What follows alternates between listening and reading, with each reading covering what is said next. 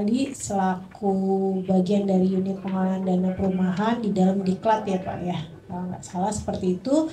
Nah Diklatnya ini terkait dengan perencanaan pembangunan daerah, sehingga kita dari apa yang Pak Ali sudah dapatkan ilmunya di Diklat tersebut bisa disalurkan ke kita semua, ke teman-teman semua, gimana caranya dalam hal kita melakukan satu kegiatan di SKPD kita dalam sisi perencanaan. Karena prinsipnya dalam satu kegiatan itu yang harus kita lakukan pertama kali adalah melakukan satu perencanaan. Nah perencanaan ini mau tidak mau, suka tidak suka harus kita lakukan. Karena apa? Karena pelaksanaan kegiatan itu dimulai dari perencanaan, mulai dari apa yang harus kita lakukan, berapa budgetnya, setelah itu sasarannya apa, tujuannya apa. Jadi lebih kepada kalau dibilang ini gampang gitu. Tapi sebenarnya motor dari satu kegiatan itu adalah dimulai dari perencanaan. Sehingga hasil yang baik adalah perencanaan yang pastinya baik. Dulu kalau pimpinan saya selalu ngomong perencanaan itu bisa dibilang 60-70%. Fisik itu adalah 30%-nya gitu. Kenapa seperti itu? Karena semua otaknya ini ada di perencanaan nih sebenarnya gitu. Apa yang harus dilakukan, baik itu dalam pembangunan, baik itu dalam implementasi satu kegiatan perencanaan, ataupun bahkan kalau kita mau mengadakan diklat, apapun itu pasti perencanaan ini harus kita matangkan terlebih dahulu. Nanti Bapak Ibu bisa kita sharing hal-hal apa yang harus kita siapkan dalam satu perencanaan pembangunan daerah, khususnya mungkin nanti terkait dengan dinas kita ya, Dinas Perumahan Rakyat dan Kawasan Permukiman. Mungkin pembukanya seperti itu, nanti akan dilanjutkan oleh Pak Ali yang akan lebih mendetilkan lagi apa yang sudah beliau dapatkan dari Diklat yang kurang lebih seminggu ya Pak Ali ya, seminggu, dan saya rasa ini bisa menjadi bahan kita untuk diskusi ke depan, memperbaiki satu kegiatan yang pastinya lebih tepat sasaran lagi. Mungkin seperti itu. Silakan Pak Ali, waktu dan tempatnya. Terima kasih. Baik, makasih. Yang saya hormati Kepala Unit Pengelola Dana Perumahan Dinas Perumahan Rakyat dan Kawasan Permukiman, yang saya hormati Kepala Pusat Data dan Informasi Dinas Perumahan serta para jajaran pejabat di Dinas Perumahan Rakyat dan Kawasan Permukiman serta teman-teman yang hadir pada hari ini. Assalamualaikum warahmatullahi wabarakatuh. Selamat pagi dan selamat sejahtera bagi kita semua. Seperti yang sudah disampaikan oleh pimpinan tadi, bahwa pada hari ini saya itu ditugaskan dari BPSD. Dalam hal ini ketika mengikuti diklat, salah satu tugasnya adalah untuk melakukan sharing knowledge. Sebenarnya ini bukan hal pertama yang kita lakukan, karena dulu kita mungkin pernah dengar waktu itu saya sampaikan terkait dengan proximal learning. Kalau di Bappenas bilangnya horizontal learning, di mana pembelajaran itu dari orang yang terdekat. Nah pada hari ini salah satu temanya adalah terkait dengan perencanaan pembangunan daerah. Nah Bapak Ibu, pada kesempatan ini yang ingin saya sampaikan seperti judul yang di depan adalah mengenai peran SKPD dalam pembangunan daerah. Ini khususnya di Dinas Perumahan Rakyat dan Kawasan Permukiman. Bapak Ibu, paparan ini dirancang untuk memberikan wawasan yang komprehensif tentang bagaimana sinkronisasi antara perencanaan daerah dan perencanaan nasional. Dan ini tentu saja dapat diwujudkan untuk menjawab tantangan dan kebutuhan strategis di Jakarta. Baik Bapak Ibu, berikut ini adalah struktur paparan yang akan kita bahas pada hari ini, yaitu dimulai dengan perencanaan pembangunan nasional, kemudian kita akan masuk ke perencanaan pembangunan daerah. Selanjutnya kita akan membahas tentang isu aktual yang strategis yang dihadapi Jakarta. Setelah itu kita akan melihat bagaimana sinkronisasi perencanaan daerah dan nasional itu dilakukan, kemudian diikuti oleh tahapan perencanaan pembangunan daerah. Terakhir kita akan membahas tentang rencana strategis, rencana pangkat kerja daerah, dan pendanaan pembangunan daerah. Bapak Ibu mohon maaf, ini slide-nya ada 54 slide. Nah oleh karena itu mungkin mohon maaf kalau saya akan menyampaikan agak terlalu cepat, dan mungkin apabila Bapak Ibu ingin ada yang ingin didiskusikan, mungkin diskusi ini akan kita lakukan setelah Bapak selesai. Karena kalau misalnya kita lakukan di tengah-tengahnya, maka khawatir waktunya nggak cukup. Dan untuk itu boleh dicatat apabila ada slide-slide yang kira-kira ingin mendapatkan penjelasan yang lebih detail lagi. Sebenarnya bukan penjelasan sih, sebenarnya lebih terkait dengan pembahasan saja, nanti akan kita diskusikan bersama. Baik Bapak Ibu, sesi pertama adalah terkait dengan perencanaan pembangunan nasional. Perencanaan pembangunan nasional ini merupakan kerangka kerja yang digunakan untuk mencapai tujuan pembangunan negara secara keseluruhan. Dokumen utama yang menjadi acuan ini adalah pertama ada yang disebut dengan pembangunan jangka panjang nasional atau RPJPN, kemudian rencana pembangunan jangka menengah atau RPJMN, dan rencana kerja pemerintah atau disebut dengan RKP. Semua ini harus terintegrasi, dan untuk memastikan kesinambungannya antara visi nasional dan implementasi daerah, makanya hal ini dilakukan. Nah, Bapak Ibu, kalau kita bicara tentang pembangunan, sebenarnya pembangunan ini secara umum dapat diartikan sebagai usaha untuk mewujudkan kemajuan suku bangsa. Nah, dalam prakteknya biasanya pembangunan tidak hanya berarti sebagai pembangunan fisik seperti infrastruktur, tapi juga mencakup peningkatan kualitas manusia, seperti misalnya pendidikan, kesehatan, ekonomi, dan semua aspek ini tentu saja bertujuan untuk menciptakan kondisi masyarakat yang lebih baik. Nah, ketika kita mengkaitkan konsepsi ini dengan bernegara, pembangunan ini diarahkan untuk tujuan akhirnya itu terwujudnya masyarakat yang berkeadilan. Nah, Bapak Ibu, ini merupakan bisa dikatakan bahwa perencanaan ini merupakan pijakan dalam pelaksanaan pembangunan. Ini diartikan bahwa perencanaan itu memberikan arah dan pedoman bagi pelaksanaan pembangunan. Dengan rencana yang jelas, tentu saja semua pihak yang terkait ini akan tahu apa yang harus dilakukan. Kemudian juga akan tahu kapan dilakukan dan bagaimana cara melakukannya. Contohnya misalnya kita dalam hal pembangunan jalan tol misalnya. Ini pemerintah membuat rencana lokasi, membuat rencana anggaran, dan waktu penyelesaian. Nah, dengan rencana seperti ini, maka kontraktor atau petugas yang akan mengerjakan, ini dia akan tahu kapan harus memulai pekerjaan. Dan masyarakat juga tahu kapan jalan tol itu bisa digunakan.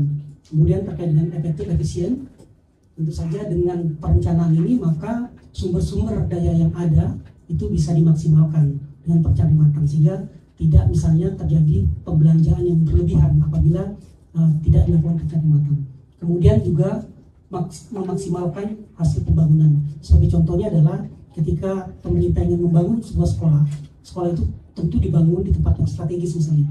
Dengan dibangun tempat yang strategis ini, maka otomatis siswanya akan banyak. Dan siswanya akan banyak artinya program ini akan maksimal pemanfaatnya ketimbang ketika tidak dilakukan perencanaan dan kemudian membangun sekolah di tempat yang terpencil misalnya.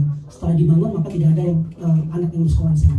Kemudian terkait dengan akuntabilitas, bahwa dalam perencanaan ini sejauhnya adalah perencanaan ini dipublikasikan atau disampaikan kepada masyarakat sehingga masyarakat pun bisa menjadi pengontrol apakah kegiatan ini bisa dilakukan. Mohon maaf, seperti itu saja.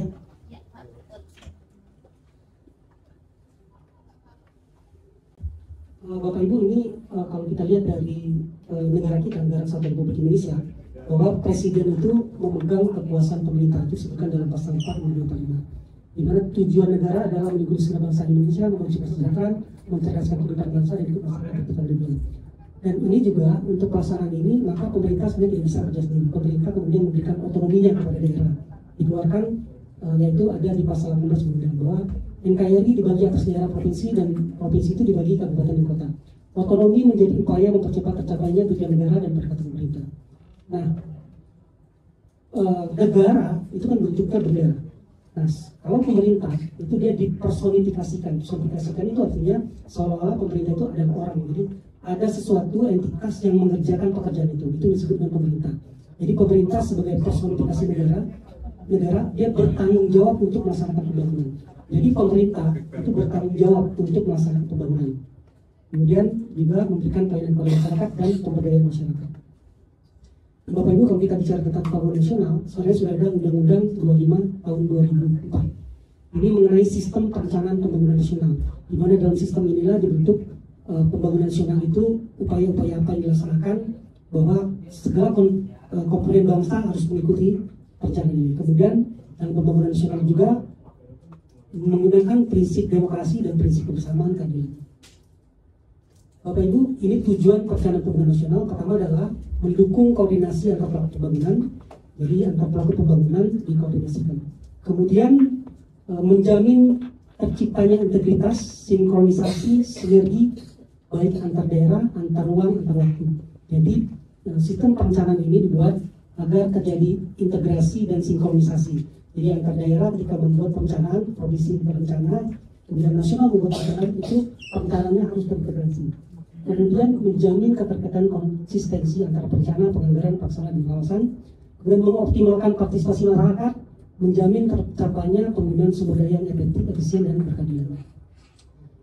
Nah, Bapak Ibu, ini dokumen-dokumennya. Jadi sudah keluar sebetulnya Undang-Undang Nomor 25 Tahun 2004 itu tentang RPJPN. Ini merupakan penjabaran dari tujuan dibentuknya pemerintah.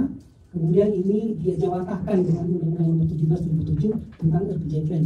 Jadi RPJPN yang pertama itu yang tahun sebelumnya itu 20 tahun dari 2005 sampai 2025. Dan ini berakhir di tahun 2024. Artinya apa? Artinya kita sudah mulai merencanakan kembali 20 tahun ke depan, mulai tahun 2025 sampai 2024. Nah, ini yang sudah dibuat oleh pemerintah, yaitu Undang-Undang Nomor 59 Tahun 2024 tentang RPJPN nasional. Jadi sudah dibuat perencanaan jangka panjang nasional itu tahun 2025 sampai 2045. Ini sudah disahkan pada tanggal 13 September 2024. Nah, di mana dokumen perencanaan nasional ini terintegrasi terkait dengan perencanaan daerah, kemudian di sana juga terkait dengan roadmap pembangunan, kemudian juga hal-hal lainnya yang menjadi dokumen-dokumen perencanaan di daerah. Nah, Bapak Ibu, ini kerangka pikirnya, menghafalnya gampang. Jadi disimbolkan dengan 17 Agustus 1945. Apa itu? 17 itu arah pembangunan, 8 misi pembangunan, 45 itu indikator. Nah, ini untuk mencapai visi Indonesia punya visi apa? Yaitu merdeka, bersatu, berdaulat, dan makmur. Untuk mencapai ini maka ada dua hal yang dilakukan. Pertama adalah terkait dengan faktor internal. Faktor internal tentu terkait dengan modal dasar pemerintah, terkait dengan jumlah penduduk, modal manusia, kemudian modal sosial. Kemudian ada faktor eksternal, ini terkait dengan megatrend 2025. Megatrend itu apa? Megatrend itu namanya mega besar. Trend itu suatu yang isu terkini. Jadi megatrend itu artinya isu-isu baik itu isu global, isu nasional, isu daerah itu menjadi bahan eksternal untuk mencapai visi Indonesia di 2045, termasuk juga geopolitik dan geoekonomi. Nah, baik Bapak Ibu, ini arah kebijakan dan prioritas nasional di 2025. Tadi ada 8 misi atau yang disebut dengan kasta kita, kemudian 17 program, 8 program hasil yang terbaik cepat. Nah, 8 misi ini diantaranya adalah pertama, memanfaatkan sistem pertahanan keamanan, yang kedua memperkokoh ideologi Pancasila dan demokrasi, dan yang ketiga ini yang terkait dengan dinas perumahan itu adalah melanjutkan pengembangan infrastruktur dan meningkatkan lapangan kerja kualitas dan mengembangkan industri kreatif. Jadi melanjutkan pembangunan infrastruktur. Selanjutnya yang lain adalah memperkuat SDM, kemudian melanjutkan yang kelima, melanjutkan hilirisasi dan mengembangkan industri berbasis sumber daya alam. Jadi hilirisasi industri berbasis sumber daya alam. Kemudian membangun dari desa, kemudian pemerataan ekonomi, memperkuat reformasi, dan memperkuat penyelesaian kehidupan harmonis. Bapak Ibu, ini adalah kebijakan nasional yang menjadi yang disebut sebagai hasil terbaik tercepat. Artinya apa? 8 ini yang kemudian dimajukan oleh Presiden, bahwa 8 ini akan dilaksanakan terlebih dahulu yang paling cepat. Pertama terkait dengan pemeriksaan kesehatan, kemudian pemberian makanan bergizi, mungkin Bapak Ibu pernah makanan gratis, ini sebenarnya pemberian makanan bergizi. Kemudian melanjutkan dengan menambahkan program-program kartu sejahtera, mencetak atau meningkatkan produktivitas dalam pertanian, dan yang terkait dengan dinas perumahan adalah melanjutkan pembangunan infrastruktur desa, kemudian penyediaan rumah murah dan sanitasi baik untuk yang dibutuhkan, terutama untuk generasi milenial, generasi Z, dan masyarakat berpenghasilan rendah. Ini kaitan langsung dengan tugas dinas perumahan. Jadi dari 8 program yang akan dilakukan secara cepat dalam waktu dekat ini, itu Presiden mengamanatkan untuk dinas perumahan adalah pembangunan infrastruktur desa dan penyediaan hunian yang ramah bersanitasi baik dibutuhkan, kemudian untuk generasi milenial, generasi Z, dan MBR. Selanjutnya yang lain adalah menaikkan gaji ASN. Tapi ternyata gaji ASN ini yang diutamakan adalah guru dan kesehatan. Kemudian TNI, Polri, dan Ketua Negara. Kemudian mendirikan badan penerimaan negara, meningkatkan rasio penerimaan. Dan salah satu penting adalah meningkatkan rasio produk domestik bruto itu sampai dengan 23%. Jadi Bapak Ibu, ini untuk mencapai Indonesia Emas, ini visi di 2045 itu bukan hanya milik pemerintah, tapi milik seluruh masyarakat Indonesia. Jadi mulai dari keterlibatan pusat, daerah, swasta, BUMN, akademik, atau pendidikan, kemudian juga kontribusi dari pihak-pihak lain, dan terutama adalah apa hal ini sudah terpenuhi maka baru akan bisa terwujud yang namanya Indonesia Emas 2045. Nah Bapak Ibu, ini mungkin tadi sudah ya. Selanjutnya adalah terkait dengan kalau tadi kita bicara tentang perencanaan pembangunan nasional, itu berarti pemerintah pusat. Nah bagaimana dengan rancangan dari perencanaan pembangunan daerah? Bapak Ibu, kalau kita bicara pembangunan daerah, kita tentu juga harus tahu tujuan dari pembangunan daerah. Sesuai dengan Undang-Undang 23 tahun 2014 pasal 258 tentang pemerintahan daerah, bahwa daerah melaksanakan pembangunan itu untuk setidaknya 5 hal. 5 hal itu adalah terkait dengan peningkatan dan pemerataan. Jadi tidak hanya meningkat tapi juga merata. Apa itu yang peningkatan pemerataan? Pertama adalah pendapatan masyarakat. Jadi pendapatan yang meningkat dan pendapatan juga merata. Jadi bukan cuma meningkat pada orang-orang tertentu, tetapi pemerataan bagi masyarakat Indonesia. Kemudian kesempatan kerja juga terjadi peningkatan dan pemerataan, lapangan usaha, akses kualitas pelayanan publik, dan daya saing daerah. Bapak Ibu, pembangunan daerah ini disebutkan bahwa merupakan perwujudan dari pelaksanaan urusan pemerintah yang telah diserahkan sebagai bagian pemerintahan. Jadi sebetulnya urusan-urusan ini tadinya adalah urusan pemerintah pusat. Tapi kemudian karena memang menuntut peran daripada wilayah, maka ada beberapa kewenangan yang diberikan kepada pemerintah daerah yang disebut sebagai urusan. Ini kontribusi daerah untuk nasional. Jadi untuk tercapainya tadi sasaran target dari pembangunan nasional, pertama itu adalah dari pihak swasta, dari masyarakat, dari kementerian.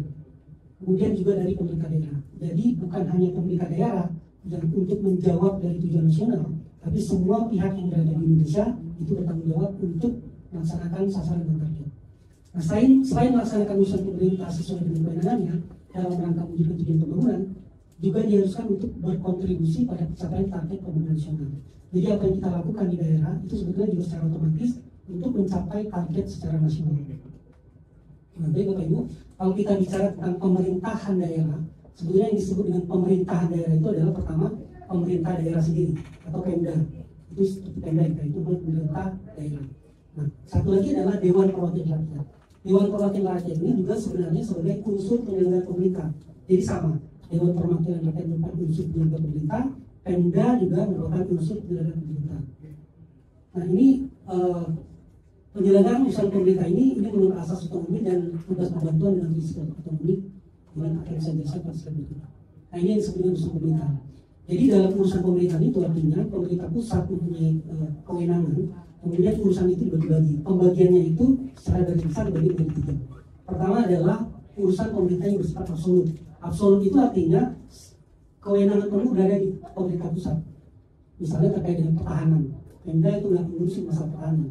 Kemudian terkait dengan keamanan, agama, justisi, politik luar negeri, moneter, itu urusan full tanggung jawab pemerintah pusat.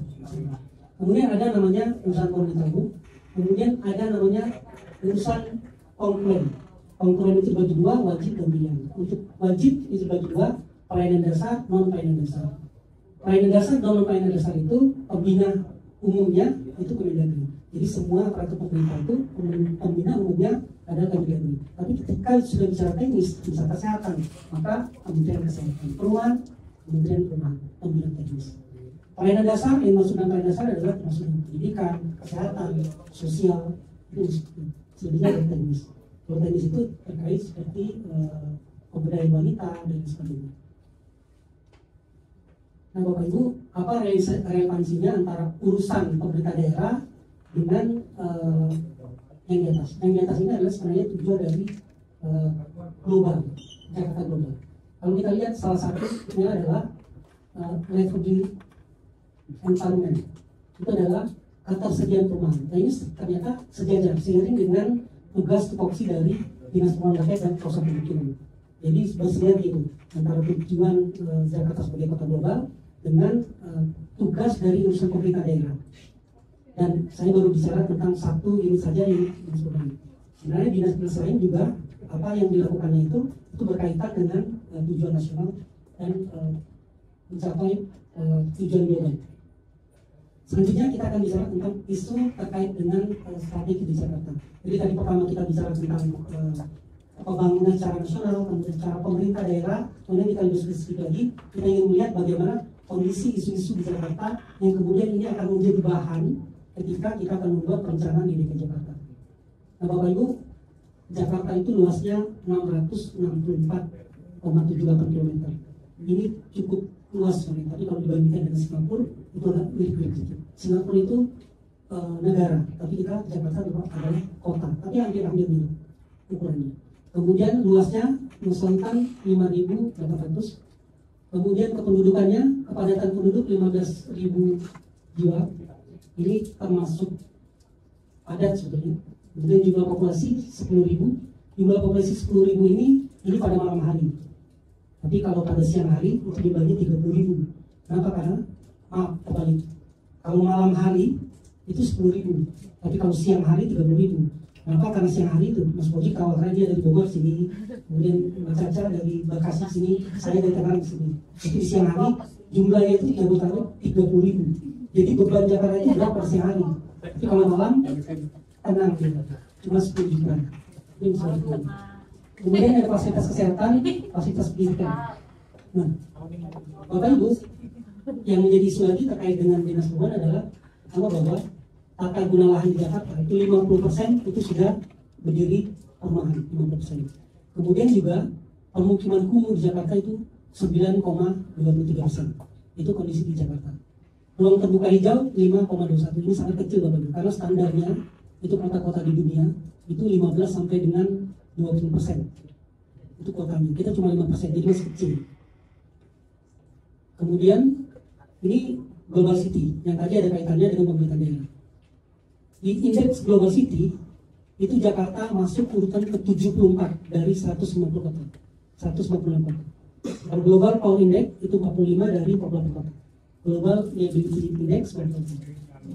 Apa yang dinilai adalah 5 hal ini: ekonomi, business activity, kemudian human capital, liability, environment, culture, kemudian akses terhadap inovasi.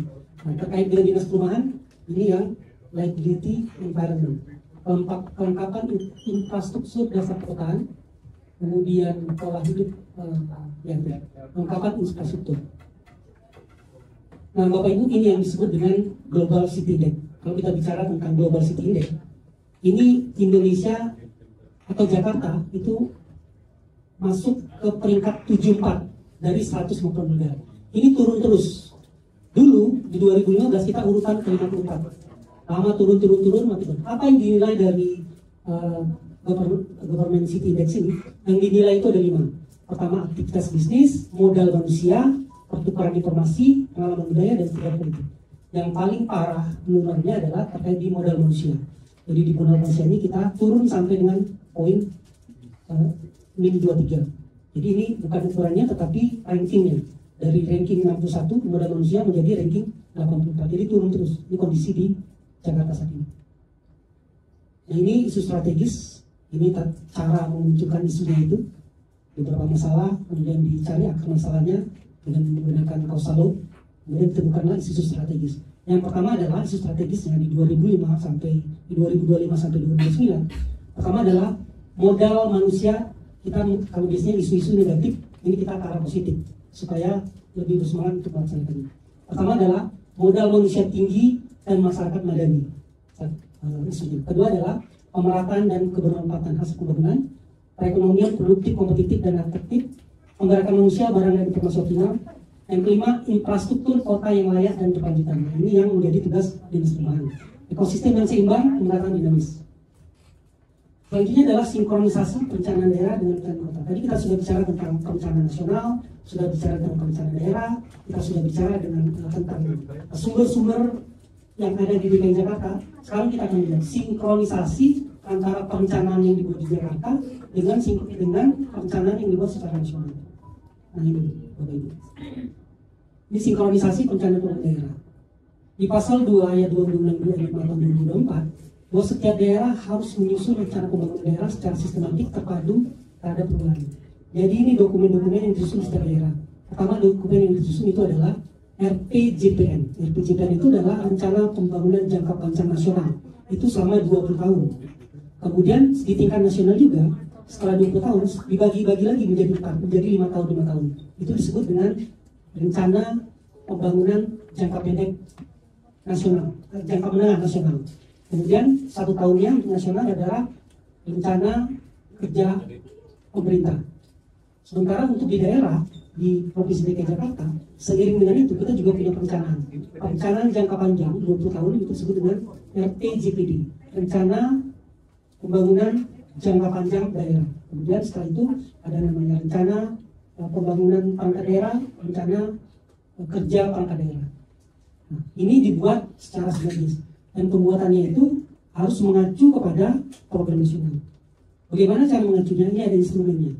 Jadi ketika kita ingin melakukan sinkronisasi antara perencanaan pusat dan daerah, maka yang kita lakukan seperti ini. Pertama kita punya tabel kesesuaian namanya. Kita bandingkan antara program pembangunan daerah dan program pembangunan nasional. Kita buka dokumennya itu. Setelah kita buka dokumennya, kita akan lihat apakah sama.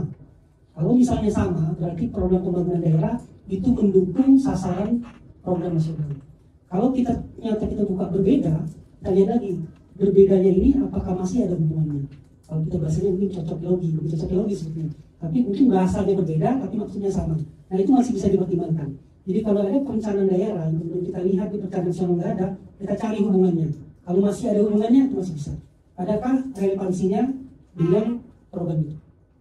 Kalau tidak, stop. Berarti perencanaan itu tidak relevan dengan nasional.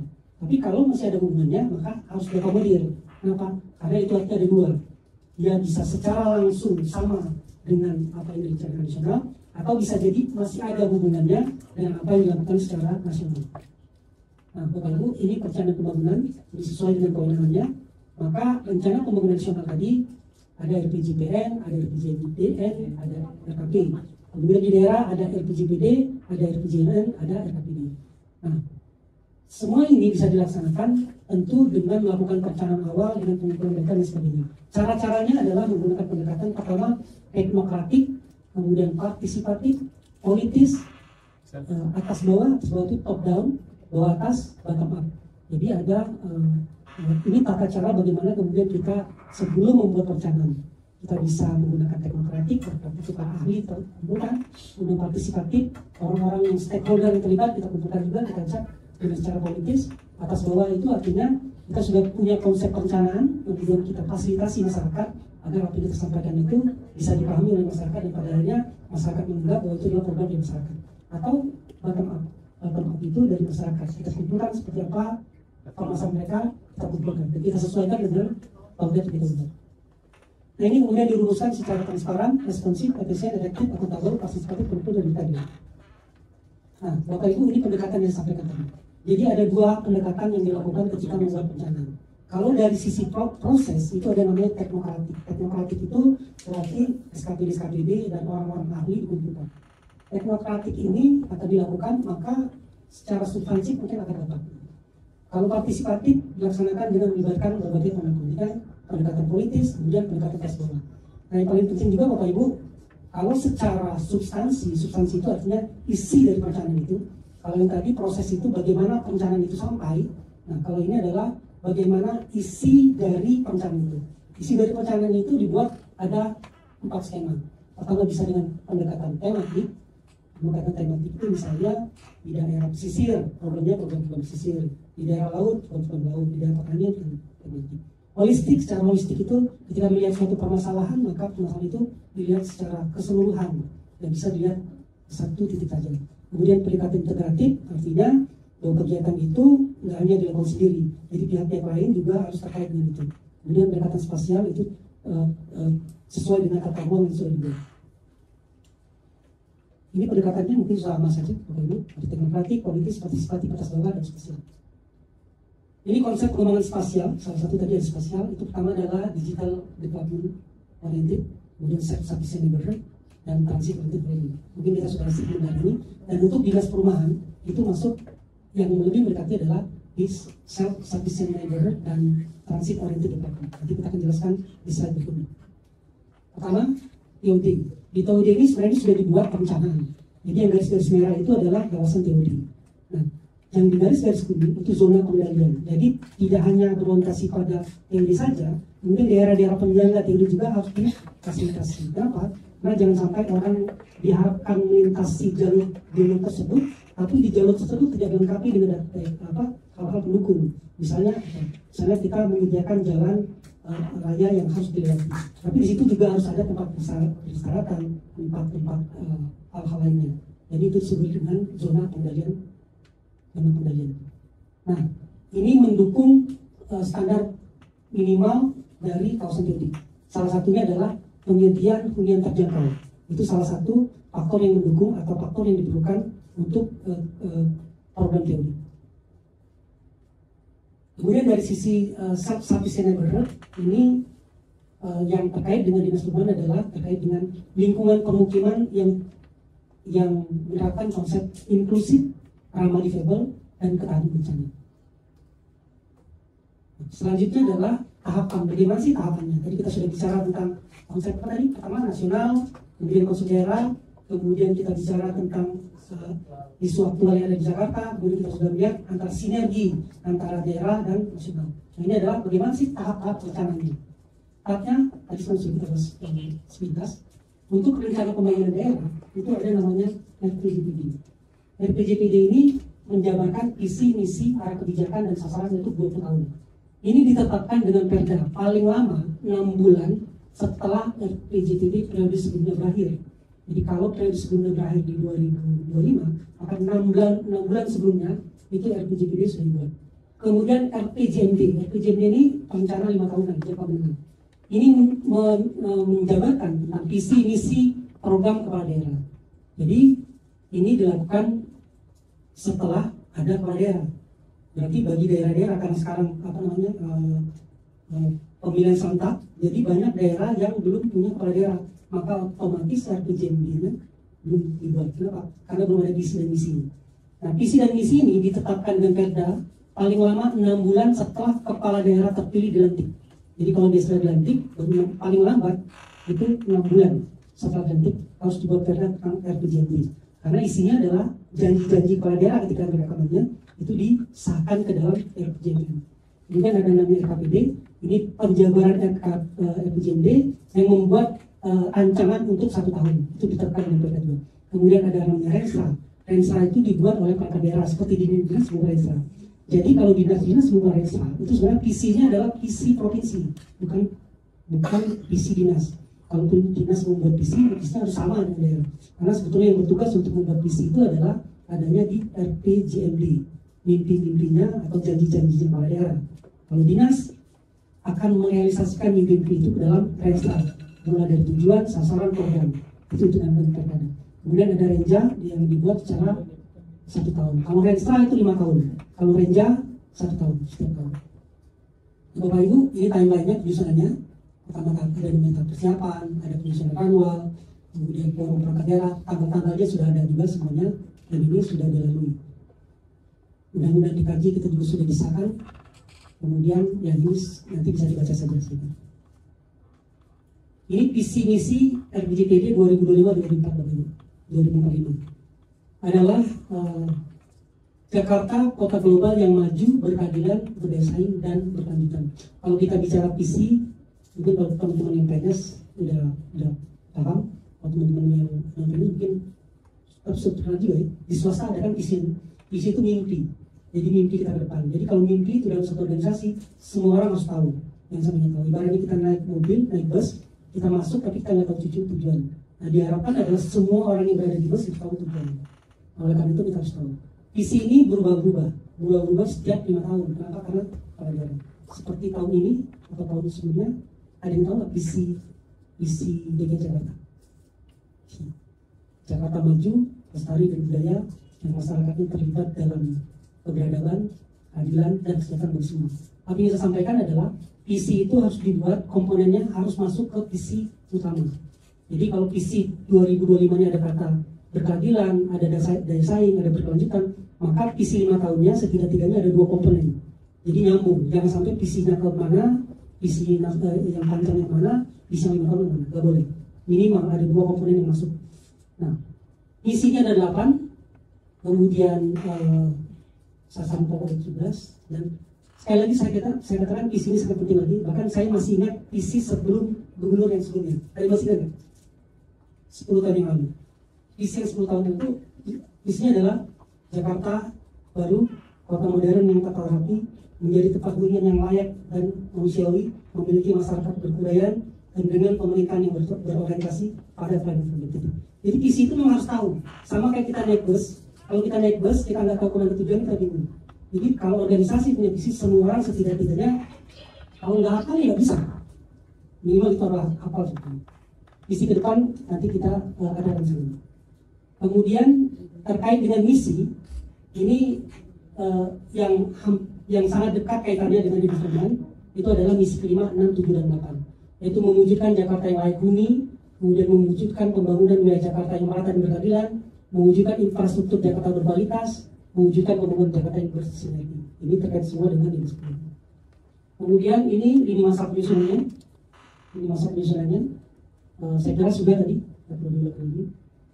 Ini rekomendasi visi misi. Nah, karena RPJMD belum dibuat, tapi sebetulnya kita sudah melaksanakan rancangan teknokratik. Rancangan teknokratik itu Pemda atau Bapeda sudah mengumpulkan kepala SKPD atau SKPD untuk membuat rancangan. Jadi walaupun RPJMD-nya belum disahkan, kita sudah mulai membuat rancangan teknokratik. Yang diusulkan untuk tahun ini di sini adalah negara kalau secara nasional itu negara Nusantara berdaulat, maju, dan berkelanjutan. Itu nasional. Maka daerah membuat visi harus jalan dengan itu. Yaitu yang diusulkan adalah Jakarta kota global yang maju, berkeadilan, bersaing, dan berkelanjutan. Jadi majunya ada, berkelanjutannya ada. Jadi minimal ada 2 komponen. Jadi ini dianggap sudah sinergi. Kemudian rekomendasi terkait dengan isu strategis itu terkait dengan kualitas manusia dan kehidupan masyarakat. Nah, terkait dengan arah kebijakan yang terkait dengan dinas perumahan itu adalah transformasi infrastruktur kota menuju ketahanan dan keberlangsungan. Kemudian ekosistem yang terseimbang dan infrastruktur kota yang layak dan berkelanjutan. Ini tahapan penyusunannya. Kalau tadi penyusunan RPJMD, ini RKPD-nya. RKPD adalah rancangan awal. Penyusunan rancangan awalnya itu dimulai di minggu pertama Desember tahun N2. Jadi tahun N2 itu berarti 2 tahun sebelumnya. Jadi tahun 2025 berarti ya di Desember tahun 2023. Ini rancangannya sudah dibuat, itu kita baca saja. Kemudian ini juga RKPD. Nah, RKPD ini perencanaan itu tadi sudah sampaikan melalui aspirasi masyarakat. Jadi rancangan itu nggak kita buat sendiri, di samping demokratik tadi, kemudian ada namanya partisipatif.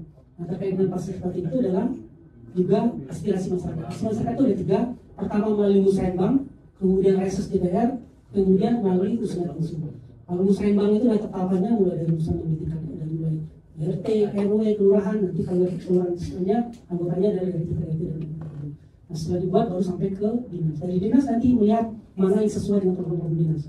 Nah, ada juga yang reses DPRD. Jadi DPRD itu setiap 3 masa persidangan yang melakukan reses. Reses itu mereka datang ke masyarakat, ke konstituennya, dan mereka meminta masyarakat mengusulkan pada usulan itu kemudian disampaikan ke SKPD. SKPD menyesuaikan dengan program-program yang ada.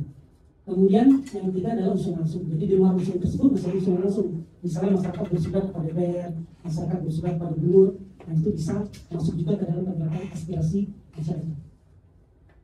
Ini tema RKPD tahun ini, tahun 2025, yaitu mewujudkan Jakarta kota global yang berketahanan, inklusif, bersaing, dan berkelanjutan. Ini dokumen perjanjian Bapak Ibu, sebenarnya tadi sama saja bisa dijelaskan. Jangka panjang 20 tahun untuk nasional RPJMN, jangka menengah 5 tahun untuk nasional RPJMN, sudah saya jelaskan juga. Jadi ada yang 20 tahun, 5 tahun, dan 1 tahun sama dengan dibayar.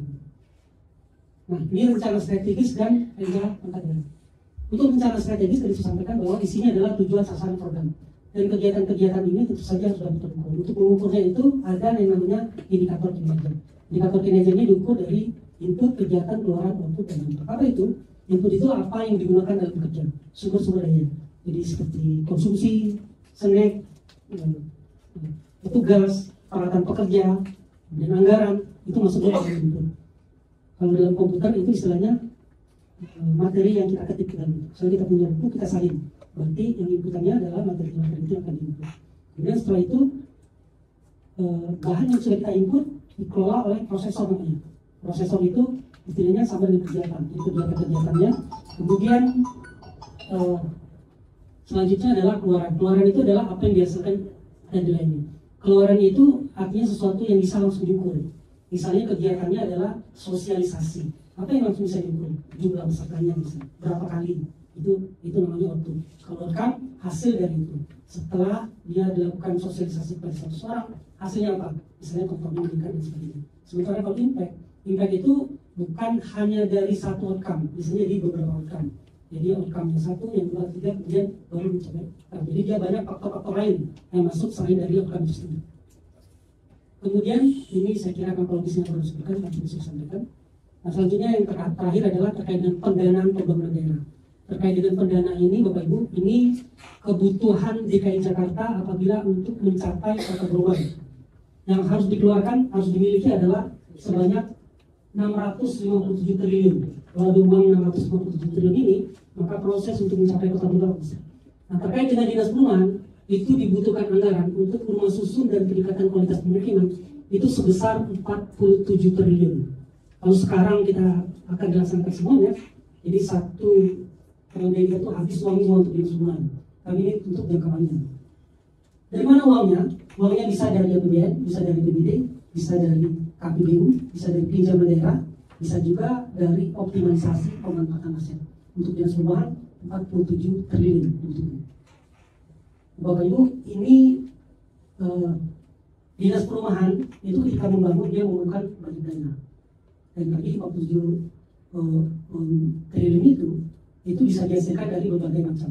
Salah satunya adalah misalnya pelampauan KLB, atau salah satunya adalah konversi dari pembunuhan pembiayaan di pembangunan rumah susun murah sederhana melalui konversi para pemegang izin pemanfaatan ruang. Jadi mereka yang punya izin pemanfaatan ruang, kemudian mereka harus punya kewajiban untuk membangun rumah susun. Tapi kenyataannya apa, Bapak Ibu? Ternyata di peraturannya sendiri, uang itu tidak serta-merta untuk membangun rumah susun. Karena uang itu boleh digunakan untuk hal-hal seperti sarana jalan, saluran pembuangan air, sarana pembelanjaan, jaringan air.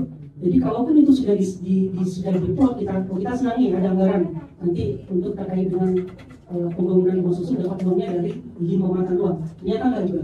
Karena uang itu alokasinya bukan cuma untuk pembangunan. Itu kendala pertama. Yang kedua adalah ini hal-hal yang bisa dimanfaatkan. Contoh tentang offset, kemudian bisa juga dengan jasa, bersama banyak hal bisa dilakukan.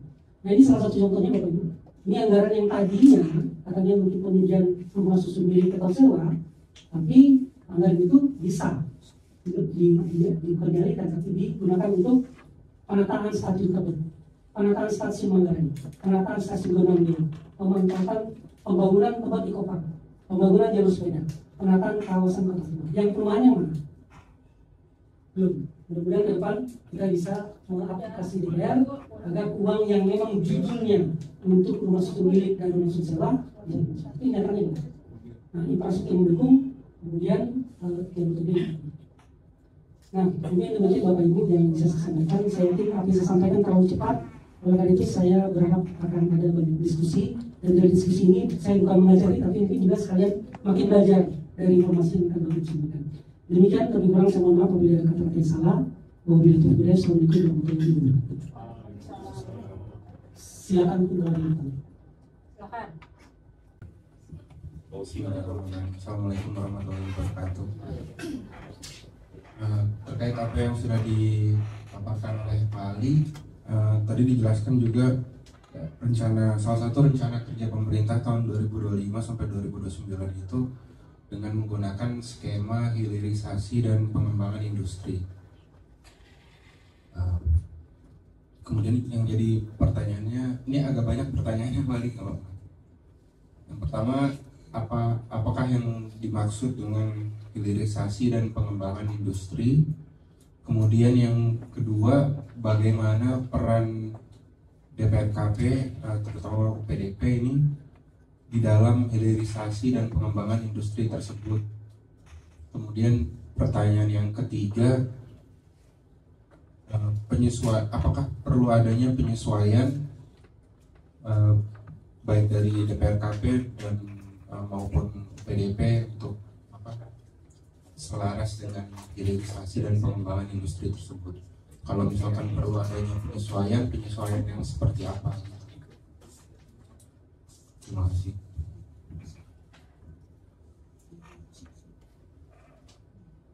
Mungkin yang lain?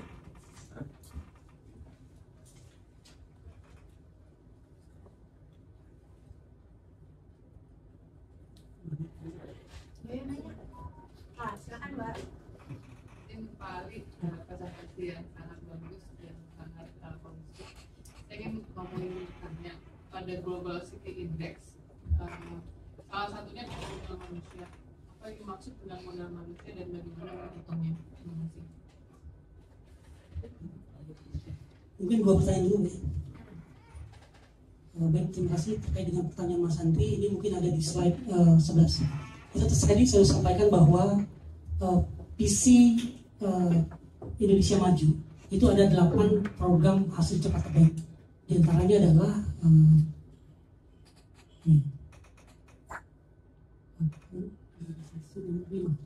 nomor 5, melanjutkan hilirisasi dan pengembangan industri berbasis sumber daya. Pertanyaan yang menarik sekali. Jadi Bapak Ibu dapat saya jelaskan, mungkin kalau izin saya boleh menggambarkan. Jadi kalau terkait dengan hilirisasi, mungkin kalau kita bicara tentang sungai, hilir itu sini. Jadi arah sini. Jadi kalau hilirisasi itu berarti maksudnya arahnya ke sana. Nah, kalau sekarang kita bicara tentang produksi, kalau produksi itu berarti ada di sini namanya bahan mentah. Ini ada namanya bahan setengah jadi. Ini adalah barang jadi. Nah, selama ini di Indonesia industri-industri itu berfokus pada bahan mentah. Apa itu? Misalnya pertanian-pertanian. Ya, pertanian itu berfokus pada penanaman jagung. Mereka menjual jagung. Dapat untung dapat. Tapi sebenarnya jagung itu bisa diolah menjadi tepung. Itu namanya setengah jadi. Nah, ketika dia menjual atau mengimpor, katakan mengekspor jagung oleh orang yang menerima impor ini, kemudian dibuat menjadi tepung. Kemudian menjadi tepung mereka menjual menjadi roti. Artinya apa? Kita Indonesia, Jakarta misalnya, ketika punya produksi jagung, kita hanya dapat untung dari penjualan jagung saja. Sementara orang yang kita ekspor itu, dia dapat keuntungan dari membuat tepung, jagung itu menjadi tepung, dia jual lagi. Dan ini menjual roti. Nah, apa yang disebut dengan hilirisasi industri? Hilirisasi industri adalah bagaimana kita membangun industri di Jakarta itu agar mencapai ke sini. Jadi jangan hanya menjual jagung. Jadi kalau misalnya di Jakarta, biasanya di dusun-dusun itu ya, ada seperti di mana, ada produksi keranian, itu jangan menjual yang mentah. Karena kalau menjual yang mentah, dia hanya mendapatkan menjadi sedikit. Tapi diolah sampai menjadi jadi. Ketika itu sudah menjadi jadi, maka dijual, keuntungannya akan dijual. Nah, itu yang disebut dengan produksi hilirisasi. Jadi bagaimana caranya produksi itu kita arahkan kepada ujungnya. Jadi menjadikan barang jadi. Jadi barang jadi yang dijual. Jadi keuntungan akan besar. Dan menurut analisis para pakar katanya, kalau misalnya kita masih melakukan penjualan barang mentah, itu pendapatan income per kapita kita yang direncanakan sampai dengan 5.000 US dollar itu nggak akan tercapai. Kalau misalnya kita hanya menjual barang mentah, maka dihilirisasi oleh presiden dalam asta kitanya yang menerima melanjutkan hilirisasi dan mengembangkan industri berbasis sumber daya alam. Jadi sumber daya alam itu jangan dijual dalam keadaan mentah. Jadi kalau misalnya batu bara, jangan jual batu bara. Tapi batu bara itu dijual seperti apa? Jika apa baru dijual, dan itu akan menguntungkan negara. Mungkin begitu. Pertanyaan kedua tadi tentang modal manusia. Oh, yang modal manusia yang tadi. Yang modal manusia yang rankingnya turun ya. Yang kedua itu. Jadi modal manusia itu dinilai ada 3. Pertama dari namanya survival. Kedua edukasi. Yang ketiga kesehatan.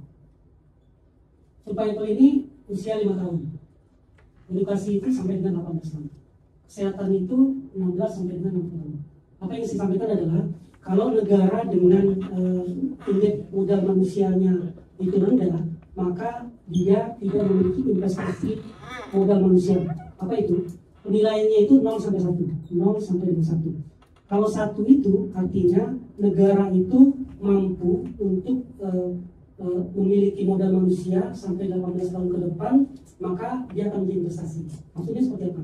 Jadi kalau terkait dengan survival, ketahanan, jadi di satu negara itu anak yang berusia 5 tahun itu harus bertahan hidup. Itu indikator utamanya. Yang kedua adalah mereka yang pendidikannya di bawah 18 tahun itu harus pendidikannya bagus. Kemudian kesehatan usia 16 sampai 20. Nah, kalau ini tercapai secara full, maka nilainya itu adalah 1. Jadi bisa jadi nilainya adalah 0,7 misalnya. 0,7 itu artinya 70%. 70% itu apa? 70% itu artinya suatu negara itu walaupun dia sudah menyediakan apa yang terkait dengan pelayanan survival, edukasi, pendidikan, kesehatan, maka orang yang tinggal pada daerah tersebut itu dia hanya akan mencapai 70% dari kapasitasnya. Ini penghitungan Bank Dunia. Jadi bagaimanapun dia memanfaatkan pendidikan, bagaimanapun dia memanfaatkan kesehatan, bagaimanapun mereka memanfaatkan fasilitas survival di negara itu, tetap dalam masa 18 tahun ke depan dia hanya akan mencapai 70% dari kemampuan atau yang seharusnya produktivitas yang dimiliki.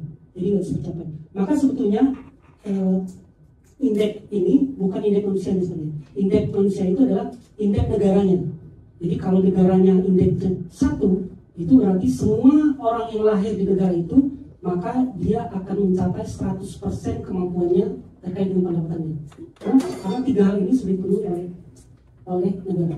Artinya apa? Ini bisa menjadikan bahan untuk bukan kampanye ya. Jadi kalau kita ingin memfokuskan program investasi yang mana, ini arahnya.